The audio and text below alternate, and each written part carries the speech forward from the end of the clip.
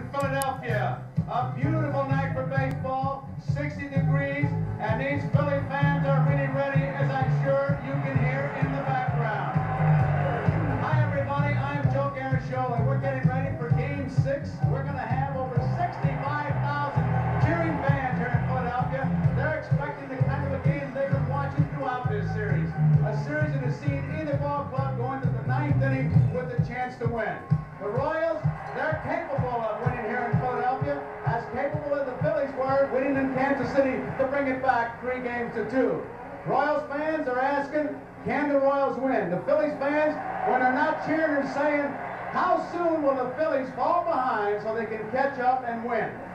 Tom Seaver is with the man who makes this Philly outfit go, according to many. Let's go to Tom. Thank you, Joe. Pete Paulo, your general manager, said that you were the one player to push this team over the top, and you watched the Phillies play for many years when you were with the Cincinnati Reds. What is it that they needed? What is it you brought to this ball club to push them over the top? Well, first of all, Tom, when I came to Philadelphia, I don't think because I had 3,000 hits or made many all-star games or got 200 hits many times that I was going to be a team leader, because I think team leadership comes from respect from your peers, from watching you play on a daily basis. And last year I had a lot of adversity off the field, and I played hard 162 games long. And this year I played hard 163 games long, and I just think the players could see how I could concentrate on their different things and play hard day in and day out, and I think that rubbed off on some of my teammates. I think, if anything, this ball club back, I know when we played in the 76, they had a lead against us in a couple of the games in the playoffs. They just lacked that killer instinct. And, you know, there's no tomorrow in the playoffs, and I really emphasize the pressure in the playoffs, how important the playoffs are, and how much fun the World Series should be. I think these guys have listened to everything that I've said, and they've done a great job so far. You lead on the field. The guy in the dugout, Dallas Green, has had his ups and downs with his players, but he's gotten you one game from a World Championship. Well, I think he should be manager of the year. I think the problems he's had, Tom, is simply he's a very much of a disciplinarian, and I think the guy they had before him, Danny Ozark, who was very successful, wasn't quite the disciplinarian that Dallas is, and some of the guys resented that, but I think Dallas has got through to the guys that he had to get through to in 1980. Thanks, Pete. Good luck tonight. Thank you, Tom. All right, let's go over to Tony Kubek, who has Frank White with him. All right, thank you, Tom. Frank, you are not sitting in what you would call an ideal situation. Coming into Philadelphia, you have to win 2 ball games. What is the attitude of the ball club? Well, I think the ball club basically is just looking at it as a challenge. I think we're trying to use coming into Philadelphia, being a game down and having to win 2 ball games. We're trying to use that as a challenge for the ball club to get up for the next ball game. You're facing a man, left-hander, probably will be the Cy Young Award winner of the National League, Steve Cowan. Many people in the National League, and in this town especially, feel he is invincible. What do you think? Well, no pitcher's invincible. We faced him here early in the series, and we had a lot of opportunities. We didn't know him that well, and he had a lot of control problems. He blamed it on the balls being too slick, so I'm just waiting to see him tonight, and I believe that our hitters can hit anybody, and it's just a matter of whether we can keep the Phillies from scoring. All right, Frank, thank you so much. Back upstairs now to Joe Garrishow. Okay, Tony, the pitching, the rotation, find Steve Carlton, the #1 pitcher for the Phillies. He's working tonight. In the rotation, Rich Gale is #3. He's pitching tonight. Does it make a difference? I believe what Mike Schmidt said. The only difference is we have it tomorrow. The Royals do not. We'll find out. Let's go to the PA announcer and our national anthem. As country and western and former Major League Baseball player Charlie Pride honors America by singing our national anthem.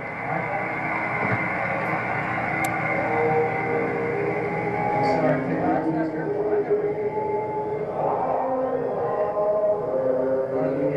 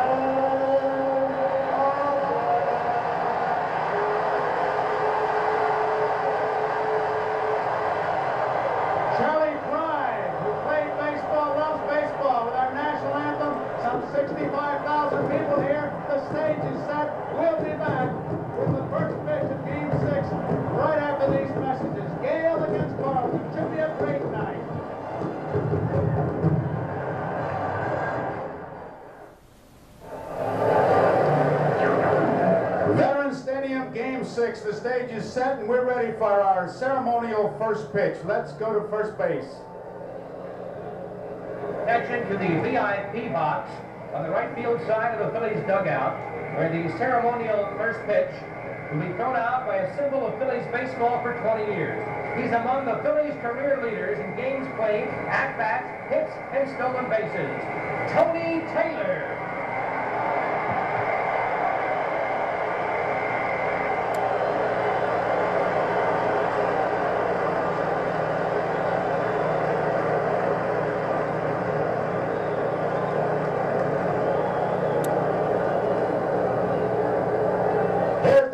The Philadelphia Phillies will have behind Carlton tonight Lonnie Smith in left, Gary Maddox in center, Hank McBride in right field, Mike Schmidt at third, Larry Bowe at short, Manny Trio, the second baseman, Pete Rose at first. Bob Boone has really caught a great series thus far, and the man on the mound is Steve Carlton. Right now, we'll have Joe Garagiola give you the starting lineup for the Kansas City Royals, the one that will face Carlton tonight. And here is the lineup for the Kansas City Royals. Leading off, Willie Wilson in left field. Batting second and shortstop, UL Washington. Batting third base, George Brett.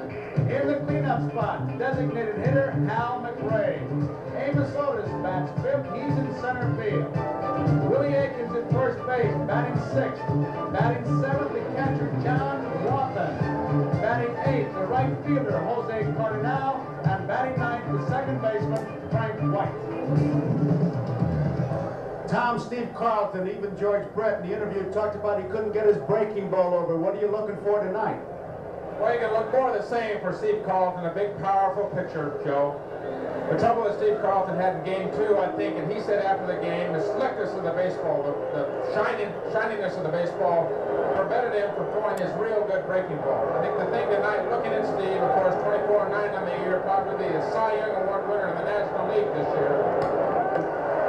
The thing to remember about him is that counting spring training, the league championship series, the regular season, everything all combined, he's already thrown over 350 innings. So you might see a tired Steve Carlton tonight. He was tired in Game 2. One strike to count. Strike two.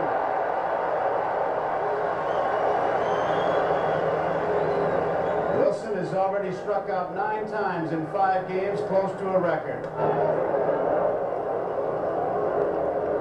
1 ball, 2 strikes, a jam-packed ballpark, and this town has just been waiting for their Philadelphia Phillies. They are really up. Struck him out 10 times. Out on strikes, Willie Wilson.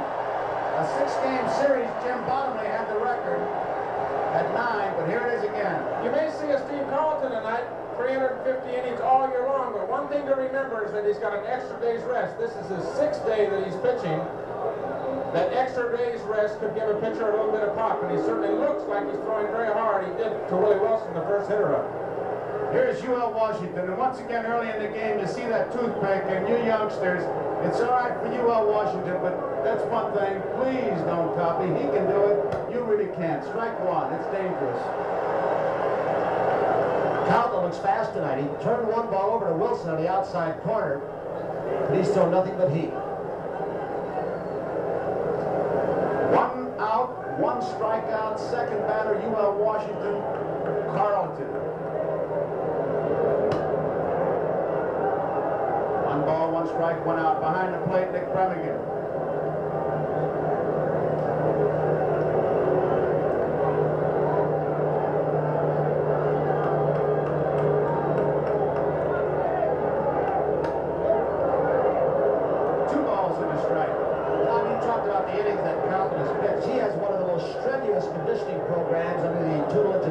That I've ever seen, and he feels that he can bounce back a little bit faster than most guys into this program. 2-2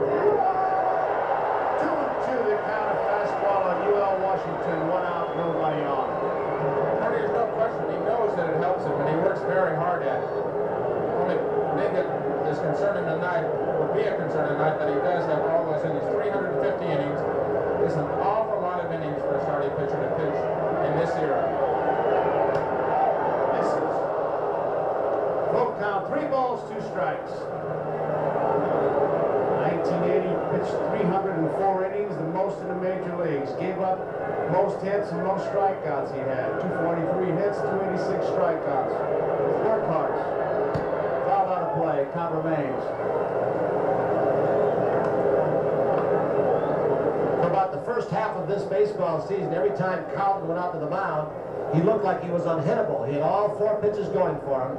Hard fastball, the curveball stuff. He even started to throw a little bit of a changeup late in the season.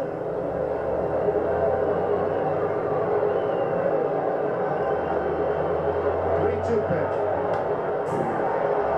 UL Washington making him work. Count remains 3 balls, 2 strikes.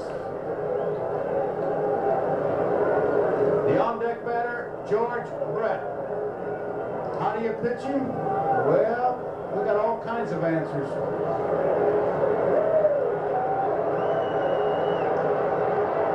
Struck him out. Well, Jody just asked the question, how do you pitch George Brett? We went to one of the closest members of his family, his brother, and asked Kenny, a pitcher on his team, how do you pitch to George? Well, I faced my brother George once in spring training, the first time I ever did, and he hit a ball about 430 feet off me. I've been scared to pitch to him ever since then. So what I'm going to suggest the Phillies do is, first of all, take off your shoe and throw this at him. He doesn't hit shoes too well. If that doesn't work, throw your glove at him. This is a first baseman's glove. He doesn't like to hit first baseman's glove. And the last thing I would suggest is put the glove back on your hand, sneak behind the mound, put the rosin bag in your glove, and pretend like it's a baseball. Throw the rosin bag in, and hopefully don't hurt him. It's a different way of pitching, and Ken Brett, his brother. And George doesn't get the first one, strike 1. He's been a little bitty slump since the knockdown incident. He's 1 for 8. Strike 2. Steve Carlton working in a hurry. He is firing, rearing back and firing. He struck out the first 2 batters. 2 strikes, no balls. George Brett.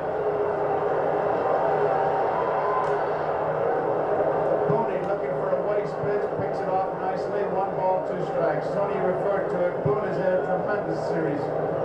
He is picking balls out of the dirt, Joe. It's just been unbelievable this entire series, especially with the kid pitchers who pitched. Bouncy ball, trio to his right, has it.